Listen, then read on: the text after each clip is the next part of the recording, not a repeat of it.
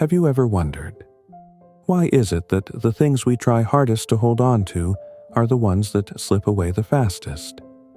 The one who once held our hand, who once promised to walk with us to the end of life's journey, is now but a shadow in our memory. The possessions we once cherished and treasured are now faded, broken, or simply gone. Even the pain that once stole our sleep and appetite, that we thought we could never overcome, now, when we look back, seems so small. Why is that? Because everything in this life is impermanent. Impermanence, Anicca in Sanskrit, is one of the three marks of existence, along with suffering, dukkha, and non-self, anatta. The Buddha taught, all conditioned phenomena are impermanent. Where there is birth, there will be death. Where there is union, there will be separation. Where there is a beginning, there will be an end. This is not a warning meant to frighten us, but a reminder to awaken us, to help us let go, and to cherish each moment of being alive. Impermanence spares no one. It does not distinguish between rich or poor, noble or humble. It gives no one a chance to negotiate. The rich must die. The poor must die. The beautiful will grow old. The talented will one day step back. Spring comes and goes. Leaves turn green, then yellow. The sun rises, then sets. Even this very breath we are taking is only temporary. We inhale, then exhale. But who can guarantee that we will inhale one more time? So then, what truly belongs to us forever? What is there to cling to grasp tightly in our hearts, only to burden ourselves with sorrow? When the Buddha was still in this world, a wealthy man once came to him, his face filled with despair. He said, "Master, I have a wife, children, wealth, everything one could ask for. I have lived a good life, harmed no one. But one day my only son fell ill and passed away. It felt as if my entire world collapsed. Why is life so unfair? Why didn't the Dharma save my child?" The Buddha did not respond right away. Instead, he reached out and placed a beautiful, clear crystal vase into the man's hands and said, "Keep this vase with you. But each day, look at it and remind yourself, this vase will one day break." The man didn't fully understand, but he carried the vase with him. Day by day, he looked at it and repeated the Buddha's words. Then one day, the vase did indeed shatter. But this time, he did not suffer. He smiled with tears in his eyes because he had finally understood. Nothing lasts forever. Not loved ones, not love itself, not even life. Everything is impermanent. That is the very first truth the Buddha wants us to awaken to. The most undeniable truth of human existence is that everything changes. Impermanence is the nature of the universe. No one can resist it. When we do not understand this, we live with the anxiety of clinging, the fear of loss, the fear of change, the fear of separation. But once we truly understand impermanence and genuinely accept it, fear vanishes. Our hearts no longer suffer when things happen because we know. This is the natural way of things. There is nothing wrong. There is nothing unfair. Understanding impermanence does not mean we become pessimistic or discouraged. On the contrary, because everything changes, today's suffering will also pass, and today's tears will one day dry. It is precisely because of impermanence that the poor can become rich, the sorrowful can find peace, and those who are lost can still return to the right path. If there were no impermanence, how could there be hope? If everything were unchanging, suffering would be eternal. Fortunately, all things transform. This is the gateway to healing, the foundation of all spiritual practice. There is a story told. A wealthy king was known for his temper and unpredictability. When pleased, he would bestow rewards generously, but when angered, he would vent his fury on his subjects. One day, the king commanded the scholars of his court to find him a single phrase, just one, that could awaken him in both happiness and sorrow. After many days of contemplation, an old monk brought him a small piece of paper. On it was written just one simple sentence, "This too shall pass." The king read it and fell silent. When joyful, he read it, to remain humble. When in despair, he read it, to avoid hopelessness. Gradually, his mind became more composed, no longer easily swayed by the ups and downs of life. That sentence embodied the essence of impermanence. When we truly understand that all emotions, situations, and people are but fleeting waves on the vast ocean of existence, we stop clinging.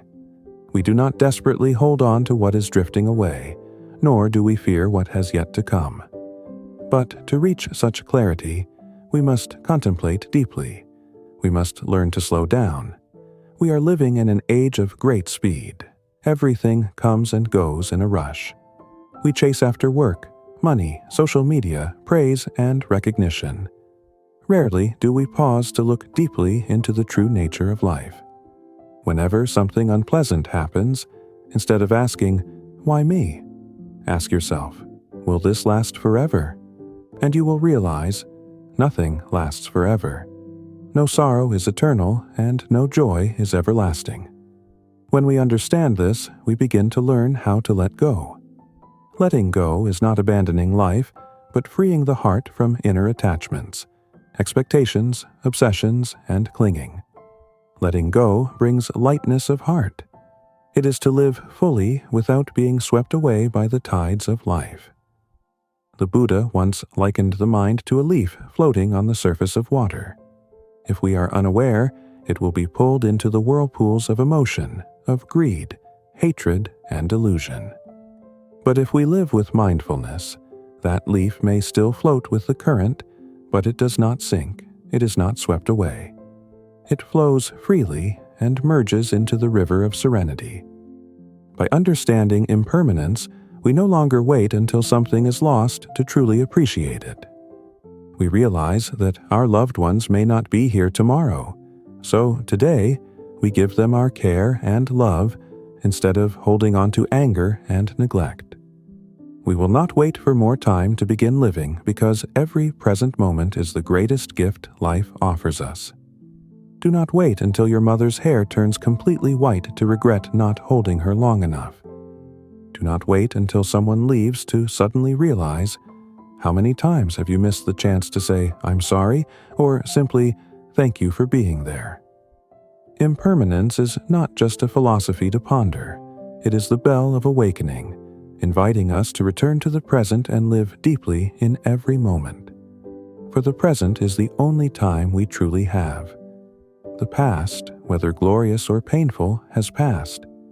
The future, whether filled with worry or hope, has not yet come. Only now is real.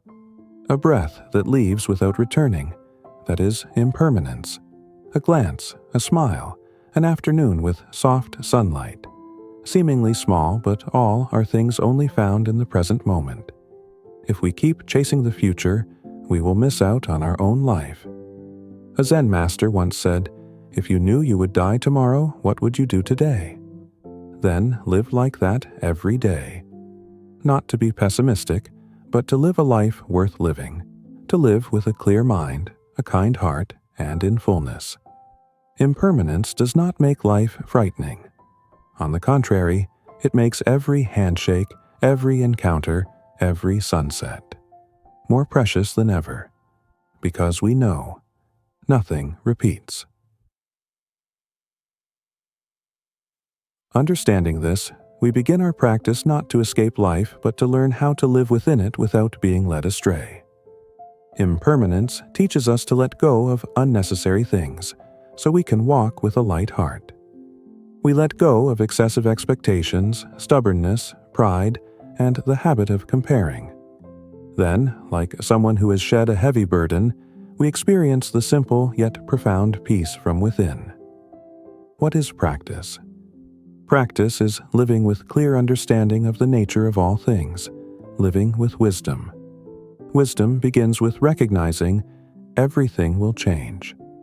When our mind knows this, we do not try to hold on, nor do we fear loss.